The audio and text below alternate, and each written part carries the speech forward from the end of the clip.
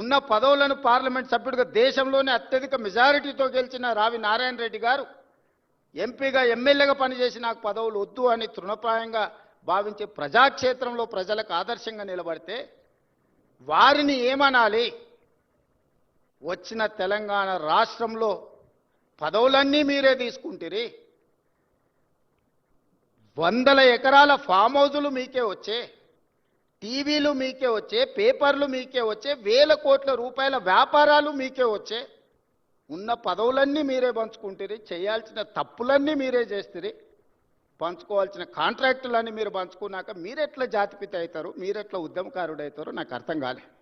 ఒకవేళ మీరే జాతిపిత, మీరే ఉద్యమకారులు అయితే రావి నారాయణ రెడ్డి గారు, ప్రొఫెసర్ కోదండరామ్ గారు సుప్రీంకోర్టు జడ్జిగా జస్టిస్ సుదర్శన్ రెడ్డి గారు తెలంగాణ రాష్ట్ర ఏర్పాటు ప్రక్రియలో అవసరమైతే తన బాధ్యతను కూడా పక్కన పెట్టి ఎవరేమనుకున్నా సరే ఈసారి ప్రజలకు స్వేచ్ఛ రావాల్సిందే, సామాజిక న్యాయం జరగాల్సిందే, సమానమైన అవకాశాలు రావాల్సిందే అని ముందుకొచ్చిన జస్టిస్ సుదర్శన్ రెడ్డి గారు లాంటి వాళ్ళని ఏమనాలి?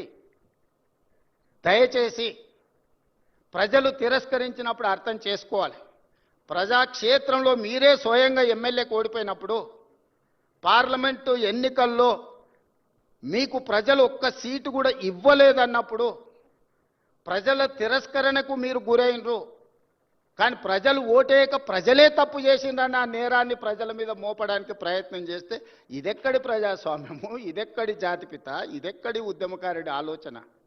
నాకైతే అర్థం కాలే. ప్రజల తిరస్కరణకు గురైనప్పుడు ప్రజాస్వామిక విలువలను గౌరవించే వాళ్ళు ఎవరైనా ఉంటే నేను చేయగలిగిన ప్రయత్నం చేసినా ఇప్పుడు ప్రజలు తిరస్కరించారు కాబట్టి హుందాగా ప్రజాక్షేత్రంలో నుంచి నేను తప్పుకుంటున్నా అని ముందుకొచ్చి ప్రకటిస్తే కొంతైనా మీ గౌరవం నిలబడుతుంది.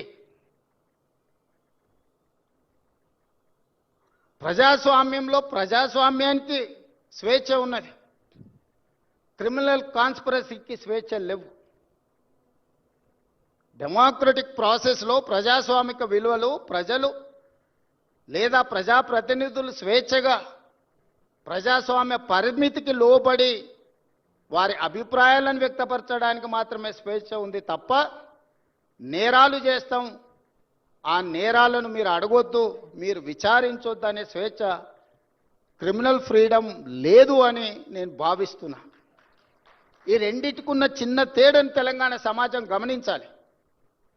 అధికారం ఉన్నప్పుడు దాన్ని దుర్వినియోగాన్ని చేసి అధికారాన్ని పదిలం చేసుకోవాలన్న ఆలోచనతోని వేల కోట్ల రూపాయలు, వందల ఎకరాల భూములు అన్ని రకాలుగా సంపాదించుకొని అక్రమ మార్గాలను ఎంచుకున్నప్పుడు విచారణ తప్పదు. ప్రజాస్వామ్యబద్ధంగా డాక్టర్ బాబా